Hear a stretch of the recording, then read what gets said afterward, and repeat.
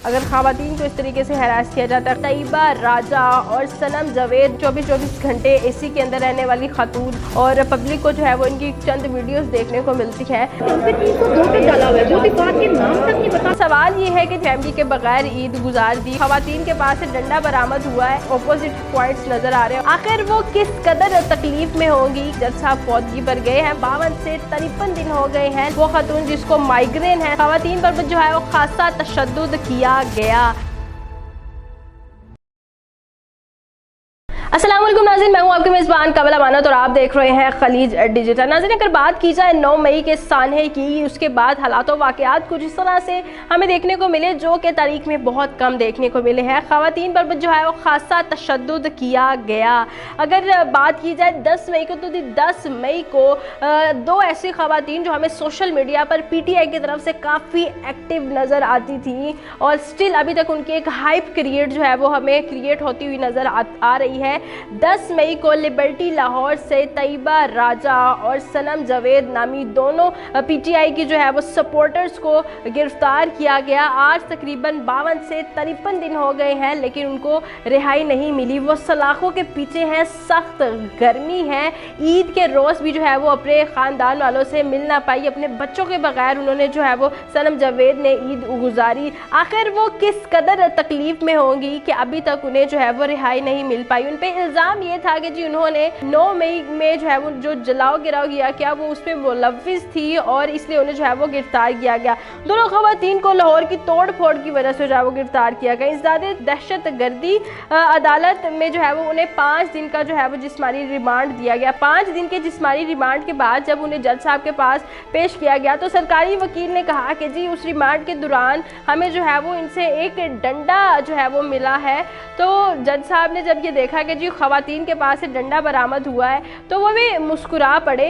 तो अब यहाँ पर सवाल ये है कि जी सनम जावेद और तैयबा राजा जो है वो बड़ी एक्टिविस्ट थी PTI की, अभी तक वो जो है वो रिहा क्यों नहीं हो पाई है। आखिर क्या ऐसी वजह है कि जिस्मानी रिमांड भी पूरा हो गया, तारीख जो है मिल जाती है लेकिन रिहाई नहीं मिल रही है। दोनों ने जो है वो अपनी फैमिली के बगैर ईद गुजार दी और इस वक्त शदीद गर्मी में इस वक्त वहाँ पर मौजूद है और पब्लिक को जो है वो इनकी चंद वीडियोस देखने को मिलती हैं और लोग बड़े परेशान हैं कि आखिर सनम जावेद तैयबा राजा जो है वो कब वापस आएंगी और कब तक ये सब कुछ चलता रहेगा, कब तक वो अपनी फैमिली से दूर रहेंगी। अब यहाँ पर एक गौरतलब बात यह है कि ईद से 2 दिन पहले जो है वो ज़ाया कर दिए गए, ये कह करके जी जज साहब फौतगी पर गए हैं। फौतगी तो वैसे हमारी बहैसियत कौम ही हो चुकी है, क्योंकि जी खवातीन को इस तरीके से इतने लंबा अरसा के लिए जेल में रखना और वो भी सिर्फ इस बिना पर पे आपने तोड़ फोड़ में जलाओ गिराव में, हालांकि उनकी सनम जावेद का ये कहना है कि मेरी कोई ऐसी वीडियो ही नहीं है,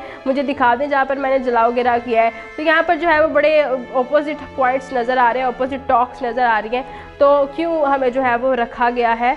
तो अब वो बंदी सनम जावेद जो थोड़ी सी उसकी तबीयत ख़राब होती, 24 घंटे एसी के अंदर रहने वाली खातून सनम जावेद, 24 घंटे जो है वो VIP प्रोटोकॉल लेने वाली खातून जब जेल में रहेगी तो उसकी क्या सूरत हाल होगी। वो खातून जिसको माइग्रेन है, सनम जावेद को गर्मी में जो है वो माइग्रेन और भी ज़्यादा जो है वो शिद्दत का हो जाता है, वो कैसे अपनी ज़िंदगी गुजार रही होगी। आखिर वो एक खातून है, वो एक माँ है।